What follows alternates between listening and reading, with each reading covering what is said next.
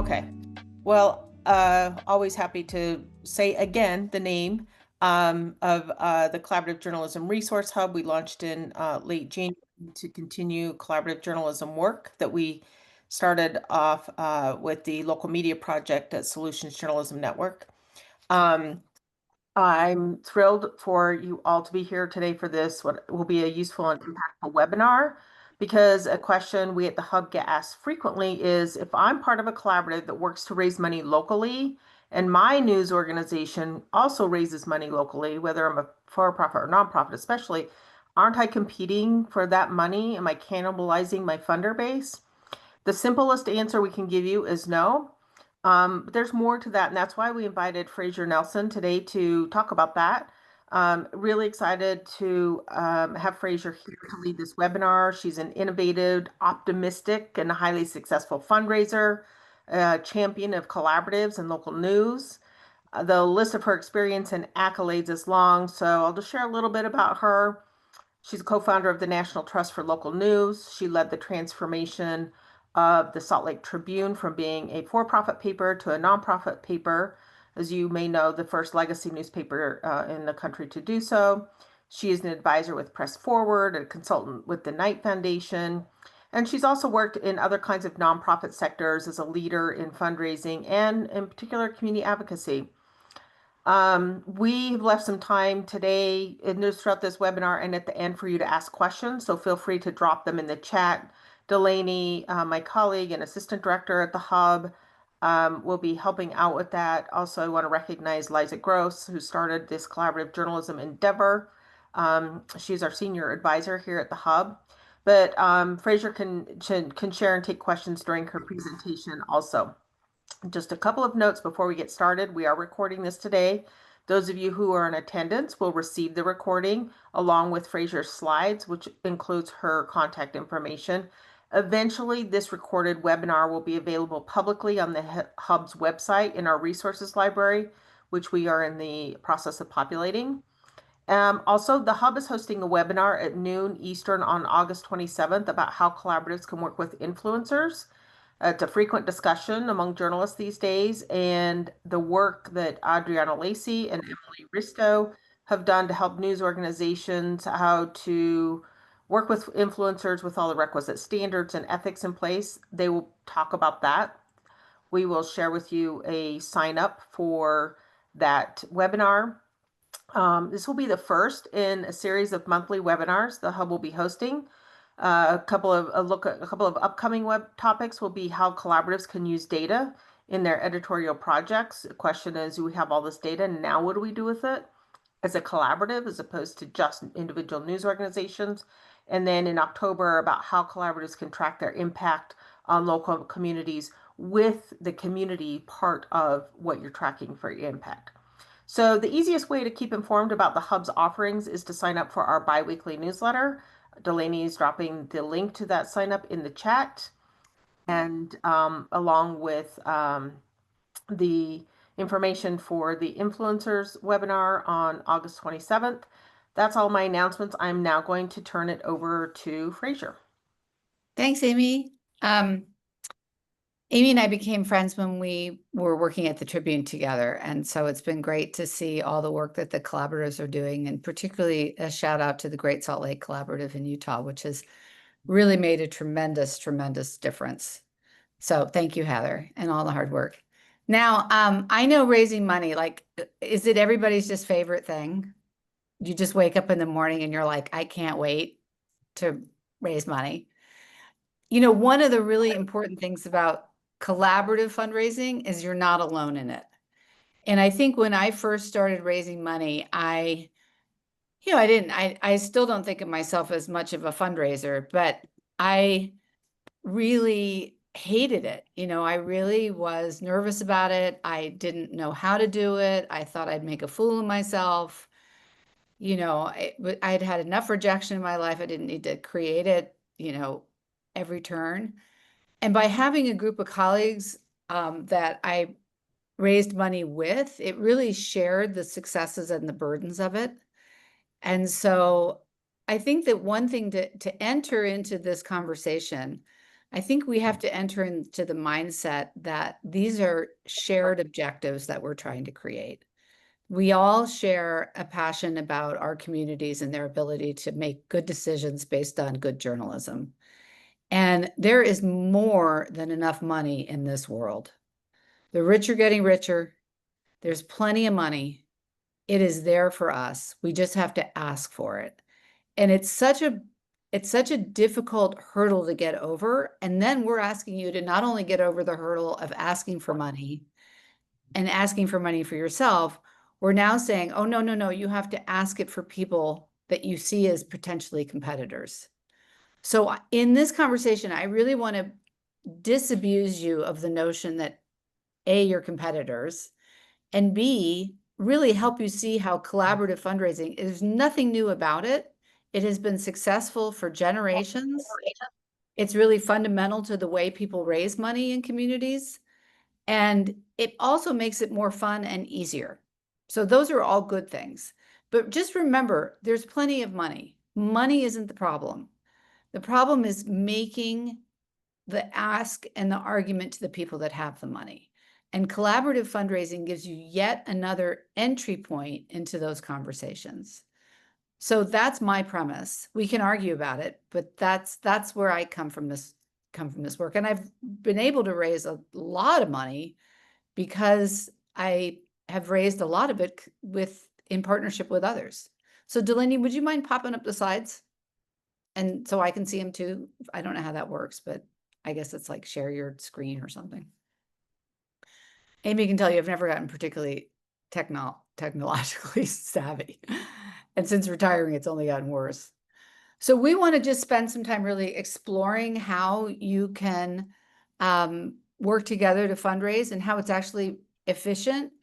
And I want to spend some time on some models that I've seen around the country that are big and small. And I want to really dive into one here in Utah that I was a part of called And Justice for All that can just give you some really grounding numbers on how successful a project like this can be. So can you just go, Delaney? What should I do? Go next. So this is where, and we're going to talk about some of the hard things. You know, it's not, raising money is not a piece of cake. And raising money, any relationship is not always easy. So, you know, we'll talk about some of the pitfalls too. But next slide. So collaborative fundraising, at its core is two or more people that want to raise money together.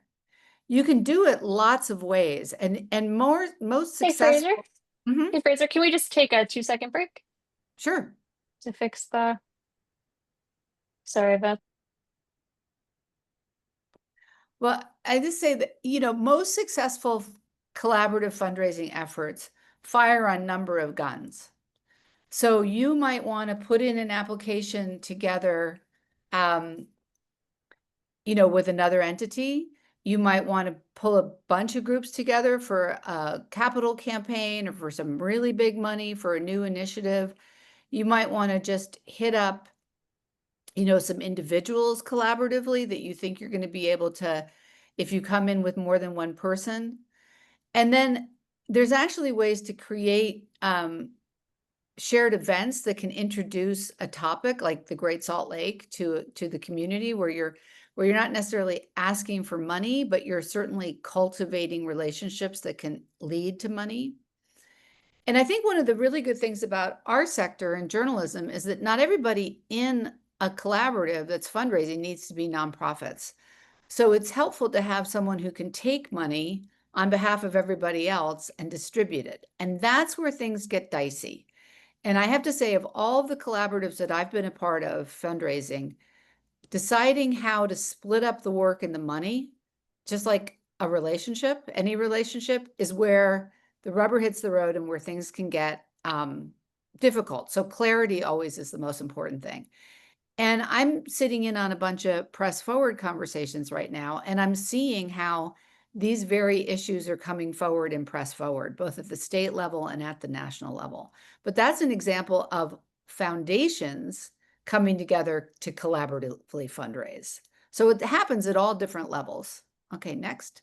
And please feel free to answer any questions like, am I going to get press forward money? You can ask me that. I would say, I have no earthly idea. But the benefits of collaborative fundraising are really, really clear. For one thing, most people in the journalism space, and I think we've seen this through the Great Salt Lake Collaborative, but we've certainly seen it in, I see it when I'm looking at applications and talking to people as they come forward with Press Forward. People don't know the difference between the organizations. They're like, okay, journalism, okay, an issue. They're not necessarily, donors are not listening, oh, it's this organization and that organization. They like the efficiency of people coming together saying, we care about this and we care about this way to deliver information. So it makes it easier for the donors and it makes it easier for the organizations because you can share a lot of costs, you can reduce duplication of effort. There's nothing worse, and I'm sure you know this as people who probably give away money, when someone comes to you for money and then the thing that is exactly like it comes to you 5 minutes later and asks for $10, and you're like, God, why aren't these people working together? How many animal shelters do we need in this town? Like the basset hounds don't talk to the golden retrievers. I mean, come on. So I think there's a certain sense from donors as well of like people should be collaborating. And you can also tap into each other's donor base for larger gifts. So when you come together and say, we've got a really great idea, let's, work together on that idea, you can, instead of asking everybody for $5, you can ask them for $100 because you have a collaborative program that you're doing that is more, has higher impact, so you can ask for more money. Now, it freaks people out when you say, I want to share our donor list. So that's one of the things you got to get over. And you might want to just share it on occasion for certain events. And we'll get into details about that. But tapping into each other's donor bases for additional and for larger gifts is really a critical piece of growing your own donor base. People really like collaboration. Donors really like collaboration. It is definitely a trend among younger donors. People who have donor advised funds at community foundations are already thinking kind of community level, so they like collaboration. And it's a way to attract all kinds of donors who don't necessarily care about journalism, but care about the issue that you're covering. And if you're doing a collaborative around it, you can introduce them to the importance of journalism using an issue-based approach. And we'll talk a little bit about that too. And then nothing increases your own, visibility than a big splashy collaborative work. I think that all the organizations that have been involved in the Great Salt Lake Collaborative have increased their their visibility by getting things, getting their names associated with all the cool art projects that are going on and all the cool billboard projects that are going on and all kinds of things. And then you're like, oh, and news is part of that too.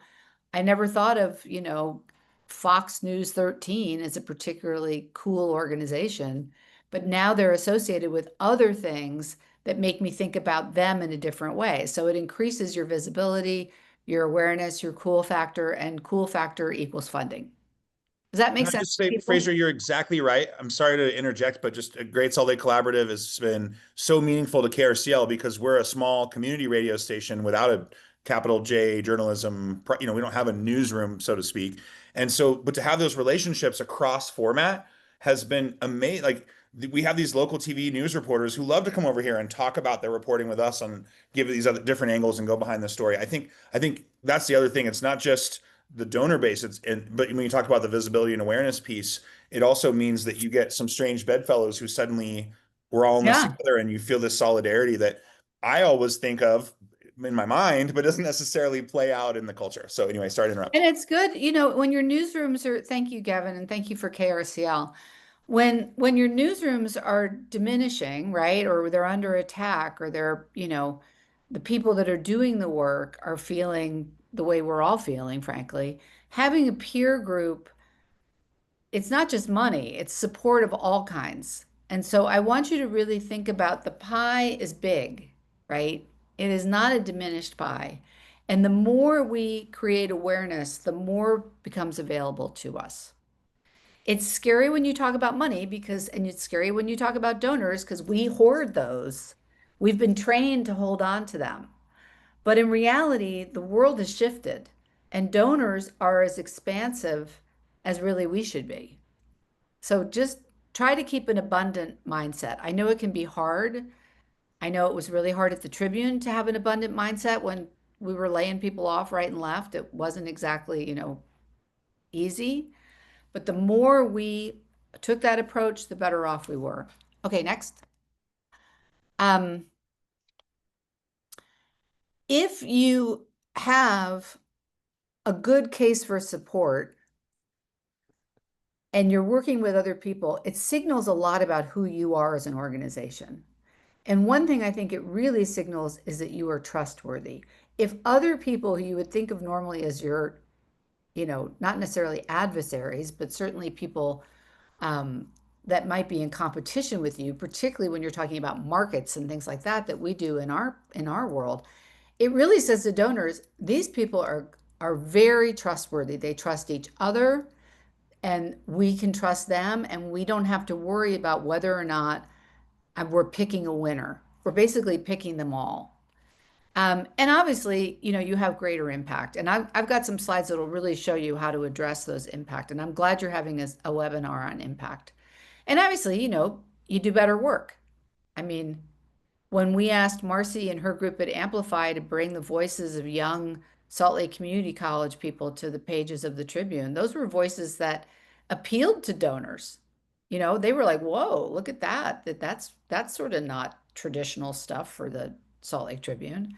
And we could address complicated problems more holistically with a new set of voices, bring people in. So I'm all for it. Next. And anyway, this has been going on since the Dark Ages. I mean, the United Way is a collaborative fundraising organization. It was started in 1887. So there's nothing new about this. It's just that I think in journalism in particular, we got into such a limited mindset around money that we kind of forgot that this is a good thing to do generally. You've learned to do it around your reporting. Let's learn to do it about our money. Okay, next. So if you open your eyes to this, it's like anything else. It's like when you buy a Jeep, you realize everybody drives a Jeep. If you open your eyes to it, you'll see this all over the place. Those giving communities, you probably in your town, you might have a give, the big give. In Utah, we have Live PC, Give PC, Days of Giving. You've got the whole Giving Tuesday thing right after Thanksgiving, that one, where everybody goes online and they all give. This is something that is really happening all around us. And if you pay attention, you'll see it. Philadelphia, I'm glad there's some folks on the call from Philadelphia because Philadelphia has a couple really successful, but small, okay? It doesn't have to be $1 bazillion in 24 hours. You can do an issue-specific fund and keep it real, keep it manageable, keep it attainable. So this Philly Youth Sports Fund is an example of true competitors. There's sports teams that compete against each other all the time on the sports field, but came together to raise money for all of them together because they weren't having much success independently. These are, teams that serve low-income youth and they don't have a lot of fundraising experience. They found a major sponsor who said, fundraise together, and off they went. So you can do issue specific, which would be a collaborative. You can also take part in all of these days of giving, the Tuesday giving, and if you have a day of giving in your community, and many, many communities do. The other thing that's good about these days of giving is they're often run through the community foundation. So that's a good way to get your foot in the door with them if you're not already on their list. Okay, next. So this is one that's kind of small, this All In for Kids. It's 15 organizations in Philly. They have one foundation that said, we will support you to figure this out. All they do is shared applications. They put in shared applications to different foundations, and they do joint storytelling. So that's the thing that you guys are best at, right? They tell the story of kids and what's been made possible through this collaboration. And it's not a ton of money, but they have reached new foundations they never would have reached. They've gained multi-million-dollar investments where all of them were raising kind of small amounts of money. And I think when I spoke with them, the biggest thing was they really also helped them align some of their programming so they weren't duplicating efforts, and they could actually think regionally instead of their own little silo. All of a sudden they were like, oh, these issues go across all of our entities. So they've actually, their collaboration has resulted in more than money. It's resulted in better programming for their shared mission.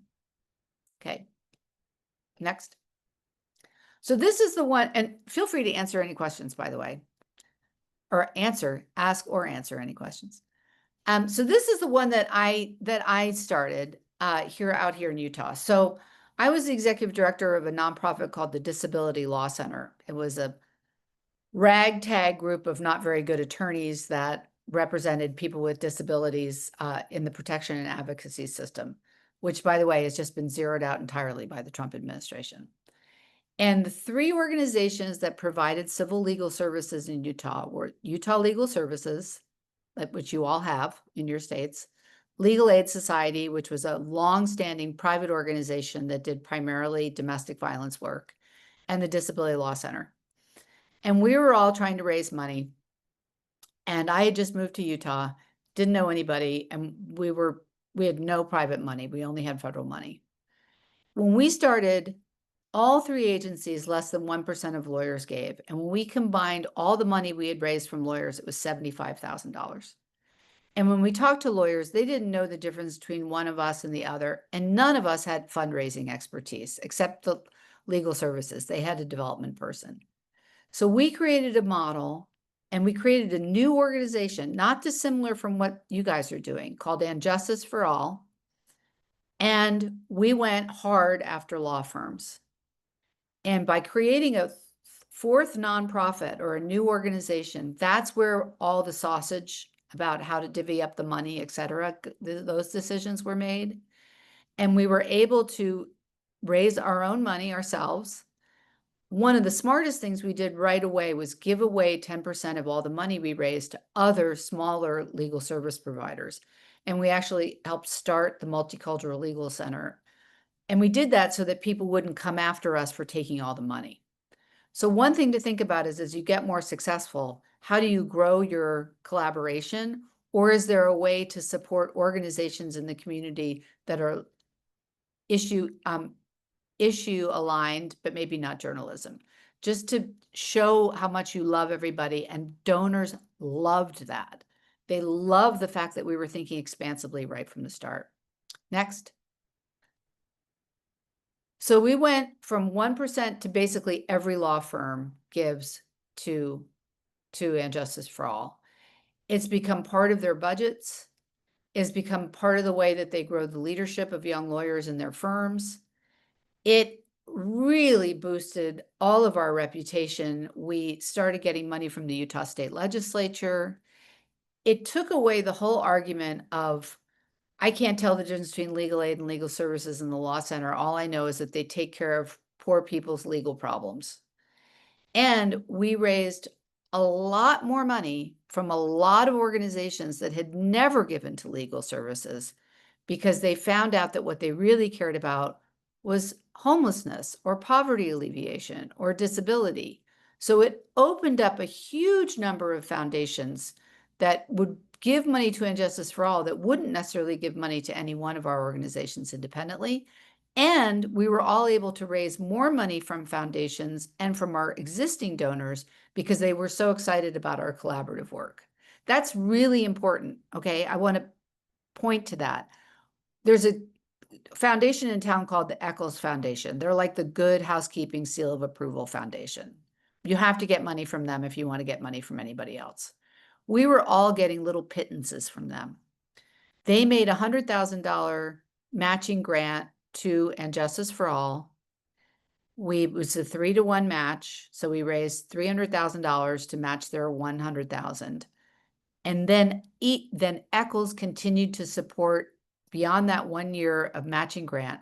Our grants from Eccles went to $100,000 a year for each of our organizations, whereas before we were getting like 10, maybe 30. Why? They trusted us. They saw what we were doing at a much deeper level. They liked us. They came to really like our work. And then they funded the Community Legal Center, which was our, at that point we were sharing a checkbook. So we figured we might as well move in together, and we bought a building, and they gave the lead gift for it because they saw how collaboration was making our organization smarter, more efficient, and they understood our work better. Next. So this will just show you. Now, I'm not saying you're replicating this, okay? Because this is 20 years of work. It is a specific cause, legal services. It's a specific group of people who are asking money for, lawyers. So this is not necessarily, completely translatable, okay? But I want you to see that we got to a point where they're pretty much consistently raising $2 million in this other organization and Justice for All, and that money gets split among the core organizations that started it. It really, really helped the organizations during the recession because they could count on a certain level of income that they themselves were creating, right? We had consistent relationships with people. They were giving to us consistently, and we could count on it. It went down a little bit here and there, but it's got to a point where it's $2 million a year. And you can see that there are bumps when we did capital campaigns. We bought a building in 2002, and we sold that building and bought a new building in 2022, and one of our principals retired, so we raised a bunch of money off of that. I haven't been involved with the organization since 2008 when I left to start the Community Foundation of Utah. So, and they've done a remarkable job, and it's critically important now that legal services and the Disability Law Center are losing their federal funding. If they didn't have this money, they would be really in a bad place. Okay. Next. So the model that they use, and I do think that this is applicable to your journalism collaboratives. They have a volunteer leadership committee. Now, in this case, it's from local law firms, but they have identified individuals who are really committed to this issue of civil legal services, and they help raise the money. They're the ones creating the relationships with foundations, with their own law firms, with individual donors. And, lawyers are kind of peer pressure oriented. They like to look good in front of each other. So they've created this sort of prestige thing that basically you want to be on this advisory committee because it's a feather in your cap. Like, they join the Bar Association and they're on the legal services, they're on the And Justice for All Leadership Committee. But that allowed us to tap into lots of connections because lawyers sit on the boards of foundations. So if you can find people that sit on the boards of your local foundations and you haven't been able to reach into those pockets yet, and give them an ask about helping you forward this issue that you're so concerned about, Great Salt Lake, whatever it is, using the tool of journalism and whatever other tools you have at your disposal, and as wide as your partnership is. And I would certainly encourage your collaborations to go beyond just journalism. You can tap into all kinds of sources of revenue that you otherwise may not be able to. Okay, so you got to find the people that are connected to the money. Ask them to help you. Make sure they understand how innovative you are and how important the issue is. Once we got the leadership committee going, we ended up adding all kinds of activities to raise money from younger people and from people who had less money. So Bar Sharks for Justice is basically a pool tournament for young lawyers, and they always have a ringer. It's actually very funny. People get, they bring in somebody and you're like, you're not a lawyer, and your wallet is like chained to your pants. So, and oh my God, you just ran the table. So it's become this like fun event, and maybe it raises, $1,000, but those people are bought into the issue. So you have to have entry points so that people see this issue and see your work as important. And why did we do this? Well, those three organizations essentially compete for each other, and sometimes they actually represent people that are divorcing each other, right? So there's conflicts even in the legal work they do. But they have a single shared mission, and it's to increase access to justice. Figure out what the fundamental of your shared mission, and you can find all kinds of partners and all kinds of people who want to fund that partnership. Okay? And they've gone from shared fundraising and one shared staff person to now a building, now all kinds of shared opportunities, lots of shared ways of talking about their work. Next. And you can see that their impact is much, much higher than it would be for any one of these organizations. So when you go to their website, you can see how they have started to talk about their work. Well, it's been 20 years, but they talk about their work purely in a shared impact lens. They might pull out a case or two here around storytelling, but they talk about how their work is about everybody who needs legal services in Utah, civil legal services in Utah. And they have a very critical social return on investment measure that talks about every dollar you give saves this much money by keeping people out of jail, keeping them out of becoming homeless, domestic violence numbers, etc. Next. And then you can see their storytelling on their website, and all of the kinds of fundraising storytelling that they do focuses not only on the key organizations that are partners, Disability Law Center, Legal Service, etc., but the last one there is Catholic Community Services. They are not a partner of And Justice for All, but they get money from And Justice for All. So think about how you can, as you're sharing the stories of the success of your work and the importance of your work, how does it impact even those people who aren't part of your collaborative fundraising? That is where you can start really branching out your fundraising. Okay. All of a sudden, Catholic Community Services, oh, the Catholic Church, the Catholic Foundation, right? People who care about refugees, people who care about immigrant rights. All of this stuff starts becoming possible for a group like the Disability Law Center. We didn't do anything having to do with immigration or refugees, but organizations that like immigrants and refugees fund And Justice for All, and we get a third of it. Does that make sense? Is this helpful to people? Amy, do you think this is helpful? I just want to make sure This is great. This is right on the money. And Okay, people, everybody can feel free to drop questions in the chat or come up mute and or raise your hand and ask questions.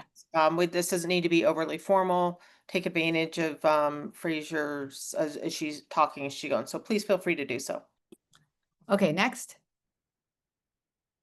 Okay, but it's not unicorns. Okay, this is not easy. The biggest issues that we faced, I don't know, my hand keeps going up, maybe because I'm going like this. The biggest issues we faced were the governance and the legal and the financial issues. To be honest, the myth of how we decided to split the money was the height weight ratio of the three executive directors. Fortunately, I was pregnant at the time, so I could add a couple pounds. It was not an easy discussion. Our boards, our individual boards, were very nervous about this. They thought it should be a simple 30-30 split between the three of us, with 10% taken as outside to give away. But to be honest, the Disability Law Center was in a weak position. I was a brand new executive director. We had no history of fundraising whatsoever, and the two other organizations at least had tried. So we got less. I know that the directors have gone back over the years and tried to rectify that, but to no avail. So it's really important to think from the beginning about how you're going to share what you get, how you are going to legally run the money, if not everybody's a nonprofit, how you're going to have transparency around money that comes in and money that goes out. There was some worry that by creating a brand new organization called And Justice for all of our individual brands would be diluted. And so, okay, I'm reading this. Yeah. It is really important to continue your own fundraising all along. And one of the best things we did around this issue, Andrew, and thank you for raising it, is we shared our fundraising successes and failures with each other from the start. So if any of us felt like we were losing money because of this, we would be able to share that information with our other partners. And surprisingly, we gained money right from the beginning. All of us were able to access new donors, new foundations, and raise money. And I think that every collaborative that I'm aware of and the ones that I spoke to prepare for today said that that threatening feeling was the biggest hurdle. Also, the threatening feeling at the board level. The executive directors or the individual organizations might understand that this was going to be helpful, but the board was like, oh my God, if we give away our donor list, if we will not grow the pie. The pie grows. There is no evidence that the pie does not grow. But you might want to make sure that as you're growing the pie, you are talking to people you don't otherwise talk to or don't normally talk to. So go to resources, go to places that you have not asked before as a collaborative, and that money can really help. Melanie, sharing donor lists is a big, big hurdle. And so one of the things that we did is we had a third person, Kai Wilson, who was the finance manager of legal services, because we couldn't afford to hire anybody, go through our donor list and tell us how many were overlapping and pull those out. And tell us how many were not overlapping, which was 90% of them. And then we came up with a list of people that we thought would be good asks that none of us had approached yet. So we started on neutral territory. Then we went to the people who gave to all of us or gave to two or more of us, and we asked them for bigger gifts for the collaborative. Okay. And we told them right from the start, you give me $1,000 a year, don't stop giving me that money. But I'm asking you for $5,000 for this particular thing. So if your answer is no, I'm going to give you the $5,000 and not you, we had the right of refusal. We had the ability to say, and we were very clear with donors, this is a collaborative, this is making us nervous, this is new, I can't afford to lose your $1,000 for the whole. And we discussed that at length as the three directors and as our boards. So come up with rules that guide your behavior about transparency. And we got together after every fundraising campaign and compared those names again and compared those numbers again to make sure that nobody was getting hurt. And honestly, there was never a downside to it. But I have to say, we weren't raising a lot of money at this point. So everything was in addition, right? Everything was a more pie. Okay. Now, how do you suggest navigating this collaborative fundraising? Making sure that you take care of any uneven workload or recognition right from the start. So that's why with legal aid and legal services had a fundraiser. None of us did. Legal aid had a fundraiser. Legal services and disability law center did not. We helped with some of the money that we raised. We made a commitment to help pay for that staff person.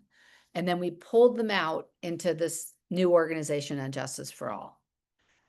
We only paid a tiny bit of that, right? Because we were the smallest and we had the least amount of money. So we prorated the costs of this across the organizations, and the organizations that put more in got more money. But over over time, it sort of evened out because we were all getting more money. And now, and Justice for All has its own executive director. It has for about probably 20 years at this point. It's just one person. It's not a huge organization. And the staff time was the executive directors. We went on the asks, we did all the fundraising, and we just decided what was a good use of time, and we based it based on the share of the revenue. So the people that got the more money were expected to put in more time, and the people that had less money and put in less time. Okay. One of the other big challenges was data sharing. So I'm really excited that you're talking about impact and data, because a lot of these donors were like, prove to me that the impact is bigger. So we had to agree, and of course these were legal services, so that some of this stuff was really confidential. We had to figure out how to code, cases and stuff, especially as, people were sometimes in conflict with each other, like literally like two people getting divorced being represented by one and then the other. So we had to work out a lot of data sharing. The University of Utah actually helped us figure out how to do that. So we brought in data scientists to help us figure it out, because we were the last people who knew how to do stuff like that. And they set up the sheets and stuff to help us really do that. But the biggest question for the board was always, where's the money going to go and who decides? And honestly, it was a bit of a knockdown, drag out fight. We just had to get in there and work through it. And once we committed to it, we put it in an MOU. We all agreed to it. We agreed to review it regularly as the money came in to make sure that none of us, we were all coming out ahead, significantly ahead. Okay. And we had a poison pill that if anybody decided they couldn't handle it, how we would get out of it. So we had all of those discussions. It's like we wrote a ketubah, like we had a prenup, right? We thought it, of course, there were lawyers too, but we thought through all the things that were going to be difficult and tried to address them. And then we had to just really work together. We had to really work together to get through it. But I think the fact that it's been going on for 25 years shows that it's, okay, next. So, keys to success. Align your vision and your values. Obviously, you're all after the same thing. Regular meetings, defined roles. Like any relationship, bring things up when there are problems. Make sure that the fundamental documents guiding the fundraising are things you all agree to and your board agrees to, and that you understand them. And I think that the whole issue of donor acknowledgement and branding is really important. Everybody knows what the, Save the Great Salt Lake Collaborative is. It's been all over the place. I don't know if everybody knows who's involved, but I think they all think it's a good thing, and you can tag yourself into it and benefit from the positive energy it's getting. But I'm not always sure if the branding is well done. Like, I'm not always sure if I understand, oh, this is a Fox 13. And I don't know if it really matters, but it probably matters to those organizations, right? So try and get that recognition piece. That's where we sometimes fell into trouble, when I thought we deserved more or somebody else thought we deserved more. Next. So who do you ask money from? I think journalism has really fallen into a bad trap of thinking of it as democracy. Democracy and journalism. We all raised a bunch of money saving democracy in the first Trump administration, but we're not doing such a good job with that anymore. People are sort of turned off. Think about, what is it that you are actually working on? What is the topic of the collaboration? And then think about, who funds those topics? Other places. Who else funds them? Is it the environment? Is it, children? I mean, whatever it is, look at like organizations and who funds them. And that's who you go after. That's your initial group. Right now, I'm working with a theater group here in Utah, and we just lost Sundance, sadly. So we're going after all of that money, because it's like, they've never funded this group before. It's not really the same kind of organization. It's not a film, but hey, you like movies? You should like us. You like kids? Like us. You like the environment? Like the Great Salt Lake. Doesn't matter. Journalism is sort of, I wouldn't say secondary, but the issue is primary. And that opens up a huge number of potential funders. And then there are people who just fund anything. Have you asked the people that fund everybody?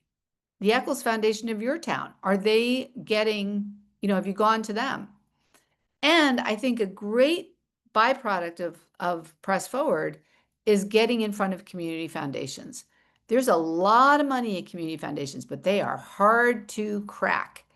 And because they are increasingly involved in these collaboratives themselves, and it's for journalism, what better place to go than with a collaborative?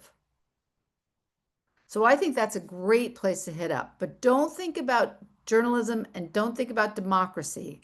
Think about cats or the environment or whatever it is that you're doing. And that's where you should go first. Okay, next. So I gave you I have a sample MOU that I'm sure Amy will share with you, but it kind of highlights those big decisions. Delaney, I don't know if you want to bring it up or if you guys just want to go through it, but there's places in it where it's like danger Will Rogers, I mean, this is a big decision, and don't skimp on those decisions.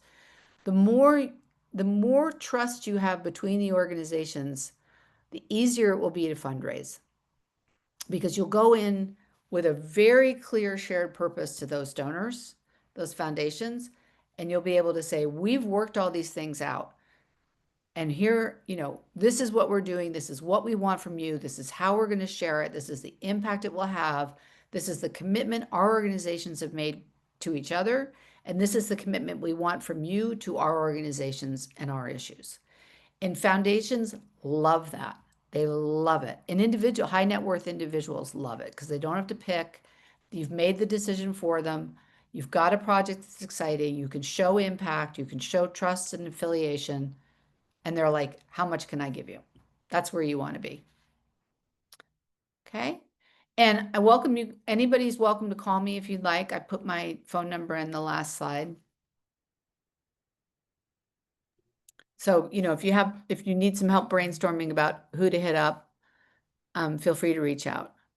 There's another question here in the chat, Fraser, and everybody, please feel free to come off mute if you want to ask your question directly about your particular collaborative situation. We have Fraser for a little bit more time, so please take advantage of her expertise. Feel free to. So, Houston's a hard one because you guys just blew through a bunch of money without much result. So I think that, there might be a little hangover from that. What I would do is approach people in Houston who are not journalism funders. So the first thing I would do is look at the list of who was funding journalism in Houston, and don't go there. Go to other organizations. That's what I would do. Help me yes, I would be happy to get you in front of the Eccles Foundation. Fortunately, the new staff person at the Eccles Foundation is the former editor of the Salt Lake Tribune. So I think we're all going to be knocking on her door. So, Who is that, Fraser? Jennifer Napier Pierce. But I do think that if you go to the Eccles Foundation for money, just like any other sort of mainstream foundation, the more organizations that you can say are part of your effort, the stronger your application will be. And just think about it from an efficiency point of view on their side. They'd rather get one application from 10 people than 10 applications. It costs them money to run these things. So they're much more likely to fund a collaborative. Those kind of big, boring foundations love collaboratives. Love collaboratives because it's easy. It's a no-brainer. They can check, journalism, issue, whatever, and all the organizations. You've done the hard work for them. Fraser, what about, I think about the Great Salt Lake Collaborative, and if anybody's wondering why either Fraser or I keep talking about that, is because we both live in Salt Lake City. So we're familiar with the work that the Great Salt Lake Collaborative does around the shrinking Great Salt Lake. I know at one point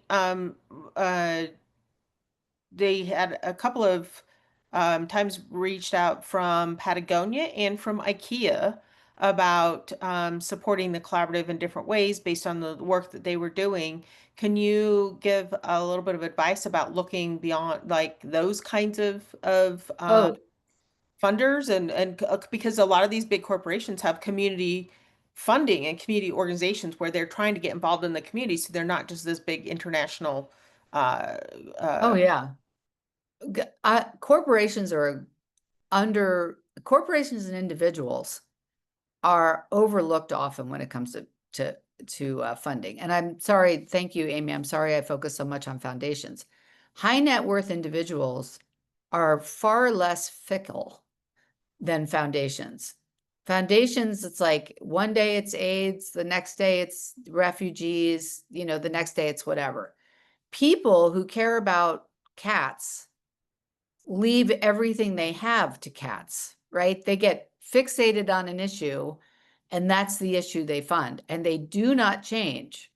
Over time, you can count on an individual donor way more than you can count on a foundation. Corporations fund based on what their employees are interested in. So a lot of times they will survey their employees, or they have processes that employees are involved with. American Express is a great example of that. If you have an American Express employee on your board or involved as a volunteer, you automatically get money from American Express. It's not a lot, it's a couple $1,000s, but they come with money. And the corporations, sometimes corporations let their employees lead, and sometimes it's the issue. So IKEA might be, environment, it might be something along those lines. Patagonia, obviously a big environmental funder.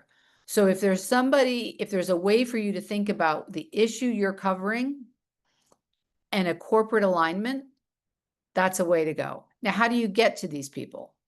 The best way to get to them is through their community engagement staff, right? So that's usually the person who, manages their fundraising, and oftentimes is also the person who sort of manages their public relations. I just got $2,500 from a grocery store for my little neighborhood organization because they have a grocery store that's not too far away. And I met with them to say, why don't you open a grocery store in my low income neighborhood? They were like, yeah, you have too many nobody's buying arugula in the ballpark, but here's $2,500 to go away. I was happy to get that. So sometimes you have to think about what is your in with them, but it's often the community relations person. If you can find somebody who works at the corporation that go with them.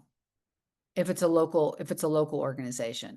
If you go to like the big ones, Target, Walmart, they have a process, a grant making process. But a lot of times with the local businesses, or even like a Patagonia, they sort of run independently, and you can go to their local chapter, and they don't necessarily have to work through their national one.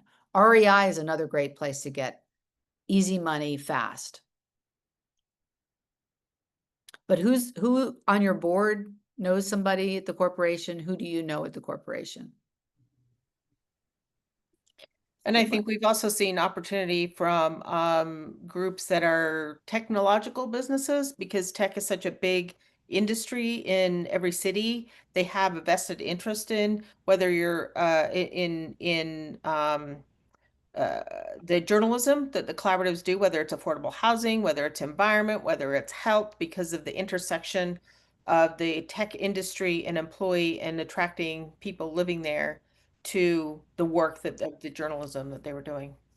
One argument that I remember having with actually Jennifer Napier Pierce at the Tribune was when we were starting fundraising, she was concerned about, conflicts of interest. So we're covering the so-and-so, so we can't, blah, blah, blah.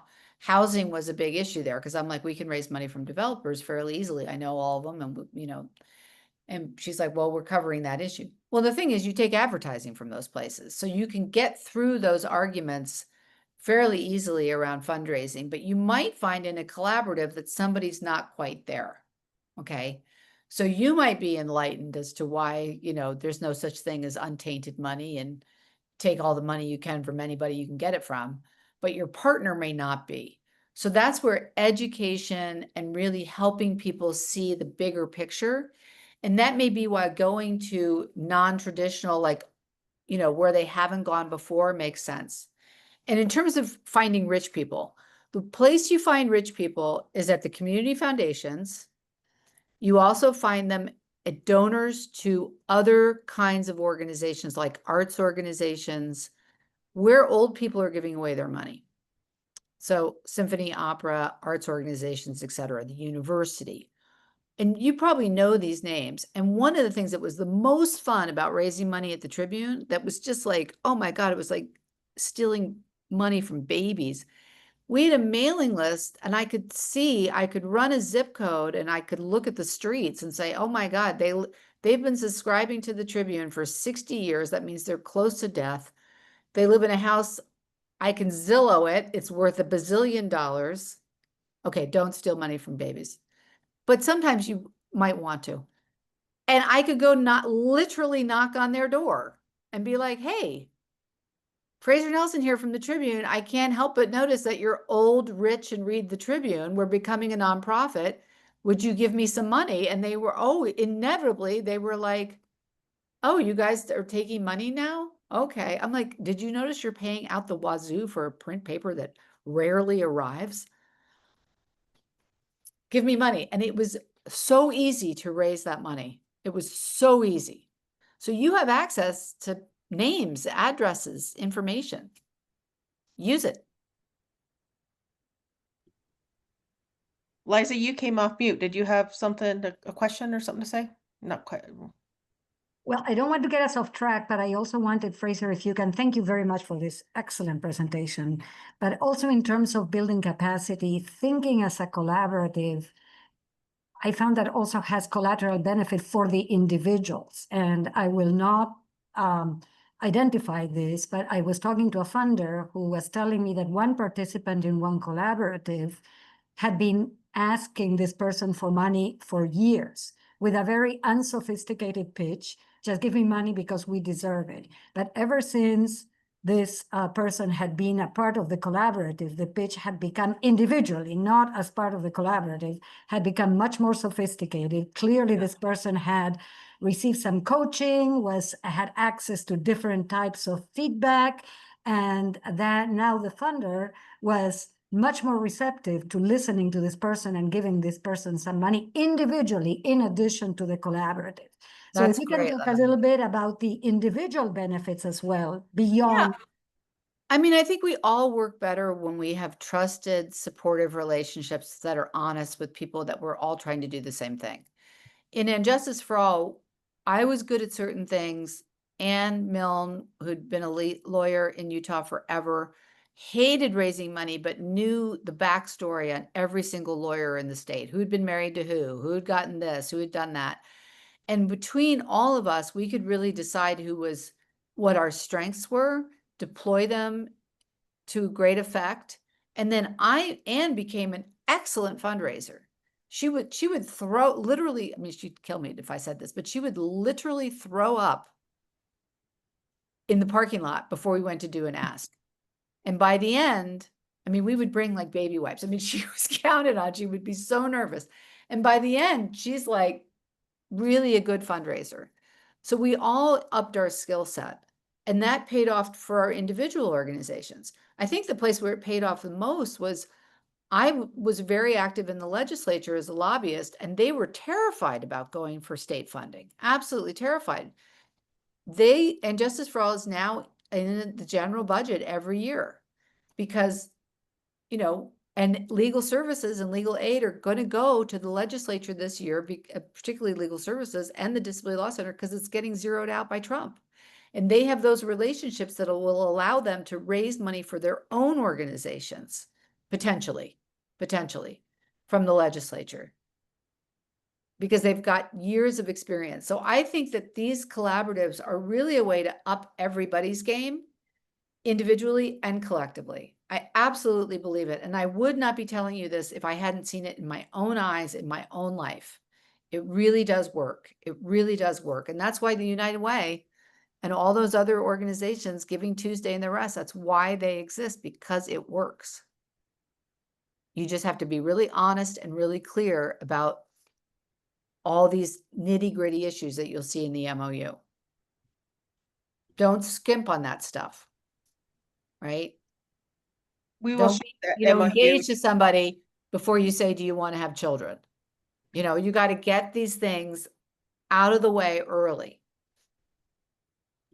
We will share that sample MOU when we send out a follow-up email after this. Any last questions before we wrap this up for Fraser? If not, Fraser has generously shared her contact information, which we will share it'll be in the slides, but also in the follow-up email along with the recorded webinar of this. We will eventually make this available, but for now, this is for you, the people who we work with, the people we support in all ways, from the beginning to the end, re-engaging, helping people start, launch collaboration. Please reach out to the Resource Hub. We continue our work. We're evangelists for collaborative journalism, and we want to help in any way we can, no matter where you are in your collaborative journey. And again, please take advantage of Fraser's excellent as an excellent resource. And we will see you all soon. Thanks for your work, you guys. We really need you in this world. I'm so grateful for the work you do every day. Thank you.